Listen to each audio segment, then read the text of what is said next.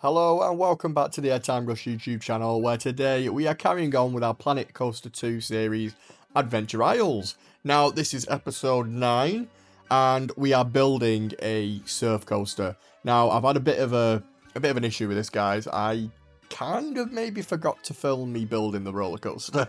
So we're gonna just pretend that you've seen me build it. It's a pretty standard layout, to be fair. But this episode is mainly us theming the ride and the area around the ride. So the reason I didn't record it is because I did actually record the first coaster that I built. So originally I was going to put a Max Striker coaster in here, and I built it and I recorded it, and it was just too big for the area. It just kind of overtook the area and it didn't fit in the way I wanted it to, so I ended up deleting that, stopping the record, and then I built this surf coaster and I accidentally forgot to record building it. But anyway, I think the surf coaster fits in a lot better because it's lower to the ground. It doesn't impose on the area as much as the Striker coaster did, so it just works so much better. The layout's really good, lots of airtime, which is exactly what I wanted. If you're not familiar with the B&M Surf Coaster, it's quite a new model from B&M. It's basically a stand-up coaster, but the seats bounce up and down slightly. So if you go over a bit of airtime, your seat kind of goes up. So it's like you're floating in the air. They look fantastic. There's one at SeaWorld in Orlando. I'll be going on that this year. That'll be the first one that I do. I think that's the only one there is actually out there at the moment. So I'm looking forward to trying it out. But yeah, we've gone for that. I thought it'll fit in with the area really well. But yeah, so this episode is really us just building this the area around the coaster. So starting off with, like I said, each area I like to have a main restaurant. So this is this area's main restaurant. Again, nothing special. It's just going to be... I'm probably going to do the same as what I did in the China area and have it as a sit-down, buffet kind of thing, where you help yourself to whatever you want. You pay, and then you go. I'll probably copy and paste the soda machines off. This area at the back here is actually a little courtyard, like an outdoor courtyard. So I thought that'd be really good. And you can sit out there. There's a lot of... I've been doing a lot of research, and some Greek restaurants have these really nice courtyards where it's all walled up. You look fantastic. By the way, I've skipped forward. I didn't want to bore you with building that, so we're just putting some supports in around the actual restaurant itself. So my idea for this was on the Smiler. There's at all the towers there's a toilet block, and they've had to kind of work the Smiler around the toilet block. It's fascinating how they've done it. So the support kind of like goes around the building like a bit of a spider. So that was kind of my thought here with this support over here. Obviously, I didn't want to put too many supports into the courtyard itself, because obviously that'll take up room for tables and stuff like that. So I wanted to make like one big structure where one support could support these two. It's mainly two tracks. It's the one that's going over and the inversion underneath as well. So that's what we're doing here, and it's basically just trying to line it up and get it to sync up with the other piece, basically. But it's just about playing around and just putting random parts down. You can see here I put a thinner piece in just to connect these two, and it's nothing special, but it works. I'm really happy with how it looks. And then I've just done another little support here just to support that main one. And yeah, it works. I've never done anything like this before, like with supports.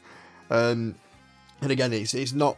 B&M are pretty straightforward with the supports, so you won't actually see anything like this from B&M. There's nothing I can think of out there that has like a crazy support for a B&M coaster. So yeah, I didn't really have anything to go off for this, but I needed to do it just because of this building, really. So that's why we did it. But I was happy with how it looked. I think it looks really good. And this courtyard area looks really nice as well. Put a few benches down here. And yeah, you can see I put some foliage around as well, and it looks really nice. It's just a nice little area to sit outside and watch the coaster go by. The overall building isn't finished. I've just done the majority of what I wanted it to look. Again, I put this sign on here, this vegan sign. It's not a vegan restaurant, but I just thought the sign and the colours and stuff looked really good, so that's why I went with that. But again, there's still work to be done. But now moving on, underneath the roller coaster, I've made a few little pathways and stuff like that. I love it when theme parks have like secret passageways where it's like a path, and you don't know where it leads, and all it is just like a shortcut or something like that. Universal do it really well at the Harry Potter, the Wizarding World of Harry Potter, where you like Diagon Alley. They've got some like really cool little ginnels like off alleyways off where you can go and you don't know where it's going to go. I love that. So this is kind of what I wanted to do underneath the roller coaster. I wanted to make it like a marketplace. So you've got like the rich temple part where the water coaster is. That's like the rich area of this Greece area that we're doing. And then this is the more poor area where it'd be like markets, lots of haggling going on and stuff like that. And there's going to be like lots of stalls and stuff where you can get like a quick bite to eat. So like your hot dog stands. That's the main kind of food and stuff around here. Just quick, easy food in this market area. And I just really like how this looks because you're going underneath the roller coaster. It's a secret. I wouldn't say secret, but it's a pathway out of the actual main area. It's really tight, so normally in the areas you got quite wide paths and stuff like that. This area is very tight. I'm going to put like canopies over it all as well. And yeah, I'm just really happy with how it looks in the end. Again, it's nothing. The buildings, they're just walls and roofs. There's nothing really major to it. I do copy and paste these over from the flat ride that we put in. I do like these little domed roofs that I built. Just recolor them a bit and just add it to it. But yeah, again, I don't put too much detail in this. With this being like a poorer part of the area, there won't be too much to the buildings really. It would just be the main walls. I'll have to put some like columns in, some nice finishing like touches on eventually. But apart from that, there's not much to it really. And that's a toilet block that I just put in. And then to the left here, you can just see it. I have put in another flat ride, and it is the like the kiddie Ferris wheel kind of thing. So that is in this little area as well. So this is what I'm putting in here is going to be the entrance to that ride, which I think is called Zeus. I think I called it Zeus. So here I'm just building this little entrance. Again, I just love how you're going to be going into this little marketplace. There's going to be places to eat, and then you'll be like, oh, there's a ride there. How do we get to it? And then there's this little hidden little secret area where you go to get onto the ride. I love that with theme parks where you have like hidden rides. And that's exactly what I've gone for here. And I think it looks great. So yeah, we're just carrying on with building this. You can see I put some more detail in. And I love these doors with the cloth as well. It just fits into the area perfectly. And I think the main thing when you're building is windows. Honestly, the difference that windows make is crazy. So yeah, you see here, I'm just putting in a load of little window details and stuff like that. It just brings the building to life. I'm really happy with how it looks. You can see I put these canopies over the top as well. And here I'm filling this. This is going to be a gift shop, so I probably will go back and change what is in that because I'd like to do it so you go and pick what you want out of there and then you pay for it at the till. So yeah, I will probably go back and make it look more realistic with like shelving units and stuff like that. Yeah, but I'm really happy with how it looks. Putting these little columns in here just to finish this building off. I love these concrete pillars. I think they work really well with a lot of things you can do. You can do a lot with them. But because we put these paths underneath, it's obviously got rid of the in-game support. So here, I'm just putting some supports into where the actual ride would need them really. And again, B&M coasters, the supports are really, really simple to do. It's just you straight up and then your supporting column on the side as well. So pretty easy to do. Again, I didn't want to put them too far into the pathway where they're getting in the way of people.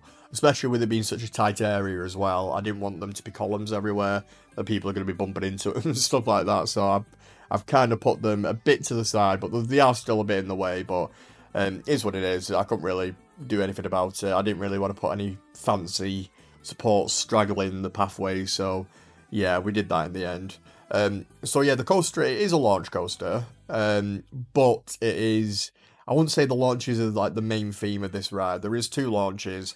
Again, it's mainly using launches instead of lift hills.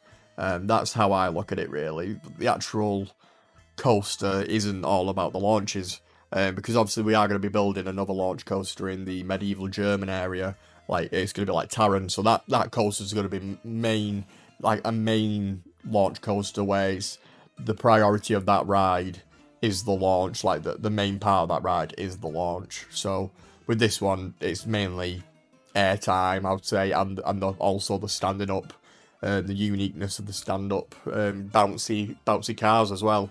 So we're going on to building the station for this stand up coaster.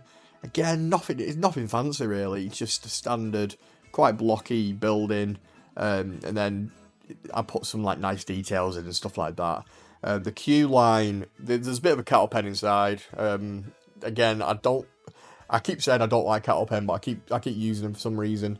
They just save on room, I guess, and they do work, so that's why I've gone with it again. But there is a bit of an outdoor queue as well. The cattle pen inside is just a few up and downs. The main part is outside, where I'm going to have some nice little fountains. There's going to be like a nice garden area. So, yeah, so you're not inside cattle penning for too long, and the outside isn't a cattle pen either. So, yeah, it's fine. But I like these roof pieces. I use these quite a lot in the area. I think they just finish off the front of the buildings really nicely. And you can see here I had a problem because, yeah, you can see there I had to make the building a bit bigger to fit that final one in, which isn't a problem. It works. And then obviously do the one at the front as well. I do love how the ride interacts with the area perfectly. And that's why I really wanted to put this marketplace in. So you're going underneath, you can see this ride going over the top of you, people screaming and having a great time. And I just love how we've got this like different pathway system underneath as well. And it interacts really nicely with the station as well, how it goes around the front of it as well. Yeah, I'm really happy with how this ride turned out, and I'm so glad I went with this model instead of the Max Striker. Because again, Max Striker, that would have been a launch as well. It would have been like a vertical launch, like Voltron at Europa Park. That was kind of what I was going to go for at first. And yeah, it just didn't work at all. It just kind of, yeah, it just took up the area too much. So I ended up just binning that off. And like I said, that's why I don't have the footage of me building this this stand-up coaster. But at the end of the episode, guys, I will show you a POV of it, and also an overview of the ride as well, because I haven't really showed it off at all. It's just been us building these buildings. So yeah, at the end of the episode, we will do that. So make sure you stay to the end. Just finishing off this building now, the station building. I like the copy and paste thing. It makes it so much easier. The roof as well, I think I do change that orange to a white, I think. I like the whole, oh, is it blue? I might do blue, because I do like the whole blue and white of the area. I think it works really well. Not saying that all Greece is blue and white, but you do look at a lot of pictures, and a lot of the buildings, well, I think most of the buildings are white. I don't know if that's because of like of a local law that they have over there. I know there's a place in Spain where all the buildings have to be white, and that's the law over there. So I don't know if it's the same with Greece. If you guys are from the area, if you could help me out with that, I don't know. It's just a lot of the pictures of the buildings are white, and yeah, I think it looks fantastic. I'd love to go to Greece at some point. It's definitely on my list. I don't know whereabouts. Probably like Rhodes. I think Rhodes looks really nice. Yeah, there's loads of places I'd love to go in Greece. It looks a fantastic country. But yeah, going back to I'm just getting sidetracked there to places that I'd love to travel to.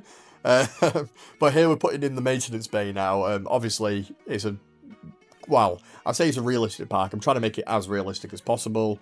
Obviously, all the coasters and like the main track rides, I want to have a maintenance bay. So that's what I'm putting in here. Again, pretty straightforward. They're all pretty similar, the ones that I do. There's not much to them really. Whilst I'm building this, you can see this. I'm going to talk about other episodes that we're doing. So the next episode, guys, we are building a dark ride. So it's going to be the park's haunted house, which is going to be in this Greek area as well. So it's going to be called the Curse of Madusa, I think, or Medusa's Curse. I don't know which one of them it's going to be called. And it's basically going on an adventure trying to break Medusa's curse. Basically, she's turned this town into stone people, so she's turned everyone into stone, so you have to try and break the curse and bring everyone back to normality. So that's kind of the theme of that ride. It's a trapped dark ride. I've used the haunted house system I did want it to be the Omni Mover, I think it's called. I did want it to be that, but obviously I didn't pre-order the game. I think I said that in the last episode. So I don't have that model, unfortunately. It's a shame that they didn't bring it out as you can buy it, because I would have just paid, even if it's like a $5, I would have paid because I really wanted it to be one of them. But that's not an option, so unfortunately I don't have that ride system. So I've just gone with the standard Haunted House one. It is fine, it works. And yeah, we're going to be building this dark ride. There's going to be plenty of scenes in there. So yeah, I've already filmed it all. I just need to do the voiceover. But guys, you're going to love it. I think it's fantastic. I'm really, really happy with how it looks. Yeah, so that's the next episode. And then the episode after that, we are going to be building the family Intamin multi-dimension coaster with the drop track. It's going to have like a launch.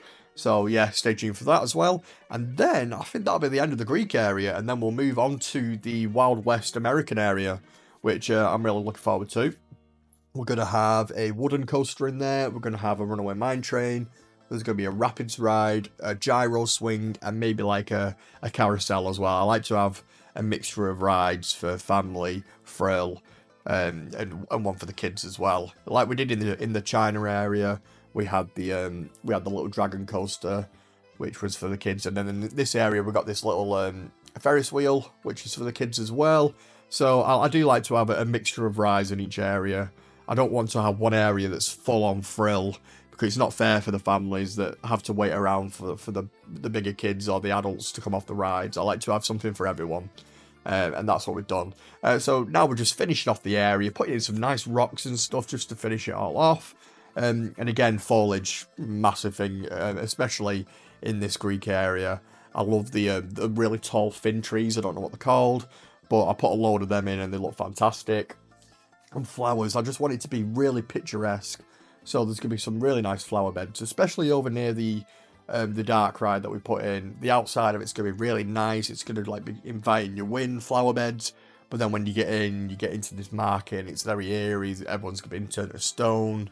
And it's up to you to break the curse. And again, I can't wait for that episode. So make sure you subscribe, because you are going to love. You're going to love this dark ride that we build. It's fantastic. I'm really happy with how it turned out. And it's my first time using the triggers and the animating things where you can animate like pieces of theming and stuff like that. It's the first time I've properly used that. Obviously, we did the Viking indoor log flume dark ride. And when I did that, the game had only just come out, and I tried to do some triggers in there, and it just wouldn't work. Like, I wanted a door that opened, and it just wouldn't work. So now that the game's been updated, I think they've sorted the triggers and stuff like that. So I do a lot of triggers in that area and in that ride, and it looks fantastic. I'm really happy with how it turned out. And now that I've upgraded my PC as well, it's actually dark inside the dark ride. So here we're just we're finishing off the area. I'm putting in this nice little viewing area of the ride that goes under. Obviously, health and safety. We're gonna have to put some sort of fencing in so people don't throw stuff down. I know it's stupid, but there is stupid people out there, and I've seen people do this on rides. I think it was Alton Towers on the rapids, and people were just stood on the bridge throwing stuff at people on the ride. I'm just like, why would you pay all this money to get into the theme park to do that? It's just, people just, yeah, I don't understand some people. But here we're just finishing off the outdoor portion of the queue for the stand-up coaster. I like to put in some custom fencing when I can. This ride being Greek theme, I can use the Greek fences and stuff like that.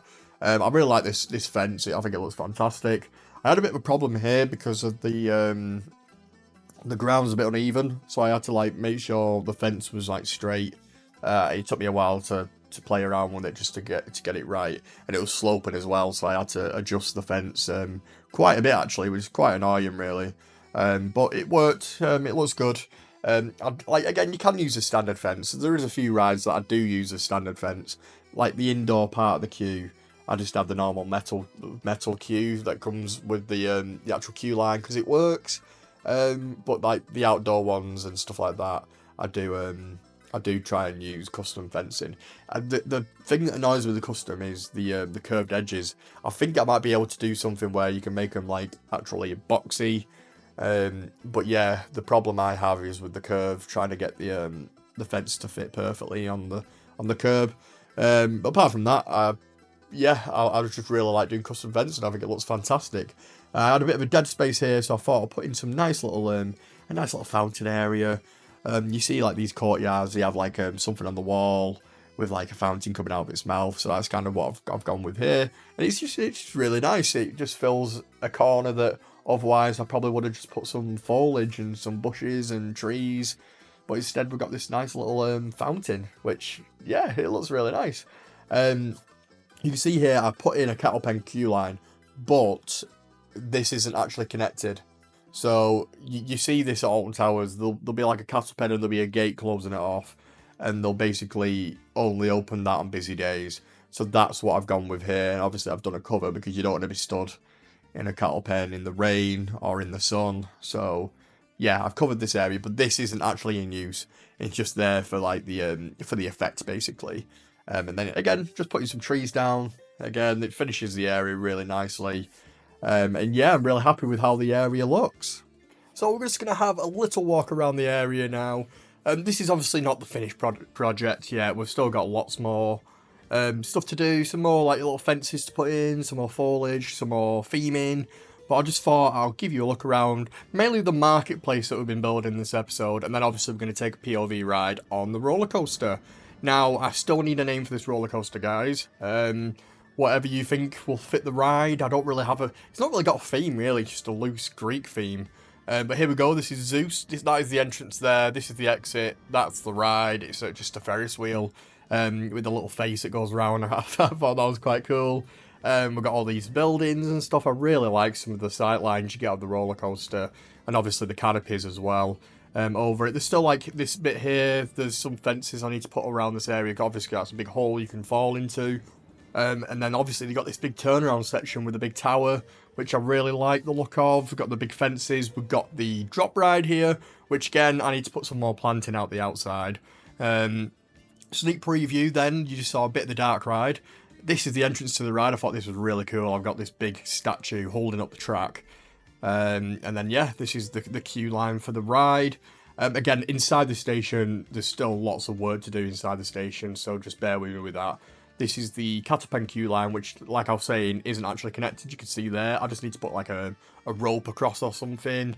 And then we've got the little water fountain to the right here, which I really like. Again, inside, not themed. I've just got normal, what you call it, fencing in there. But anyway, guys, thank you so much for watching. I'll leave you with a POV of the ride. And in the next video, make sure you stay tuned because we are building this dark ride. So thank you so much for watching, guys, and I will see you in the next video.